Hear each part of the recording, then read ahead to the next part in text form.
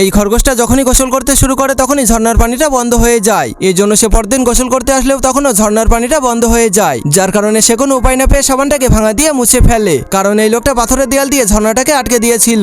এর জন্য খরগোশটা তদন্ত করার জন্য সেই লোকটার কাছে চলে আসে। এরপর সে লোকটার কাছে ঝর্ণাটাকে ছেড়ে দেওয়ার রিকোয়েস্ট করতে শুরু করে দেয়, কিন্তু সেই লোকটা বন্দুক দেখিয়ে খরগোশটাকে ভয় দেখাতে শুরু করে দেয়। কিন্তু খরগোশটা লোকটাকে বলে শুধুমাত্র একটা পাথর সরিয়ে দাও। এর জন্য সে লোকটাকে দেখানোর জন্য একটা পাথর সরিয়ে দিলেই লোকটা পাথর সরানোর জন্য চলে আসে। এরপর সে ছোট্ট একটা পাথর সরিয়ে নিলেই ঝর্ণার সাথে লোকটাও ভেসে চলে যায়। এর জন্য খরগোশটা অনেক খুশি হয়ে আবারও সাবান মেখে ঝর্ণার পানিতে গোসল করতে শুরু করে দেয়। কিন্তু তখনই সেই লোকটা আবারও ঝর্ণাটাকে বন্ধ করে দেয়। কিন্তু তখনই একটা শার্ক পানিতে সাঁতার কাটতে শুরু করে দিয়েছিল। তখন সেই লোকটা শার্কটাকে দেখে খরগোশ মনে করে ছুরি নিয়ে পানির মধ্যে লাফ দিয়ে দেয়। কিন্তু তখনই সে শার্কটাকে দেখার পর অনেক ভয় পেয়ে সেখান থেকে পালাতে শুরু করে দেয়। আর এইদিকে সেই খরগোশটা গাছকে নৌকা বানিয়ে চালিয়ে চালিয়ে লোকটার বাতটাকে ভেঙে ফেলে, যার কারণে সেই লোকটা উপর থেকে নিচে পড়ে যায়। এরপর খরগোশটা অনেক খুশি হয়ে আবারও ঝর্ণার পানিতে গোসল করতে শুরু করে দেয়।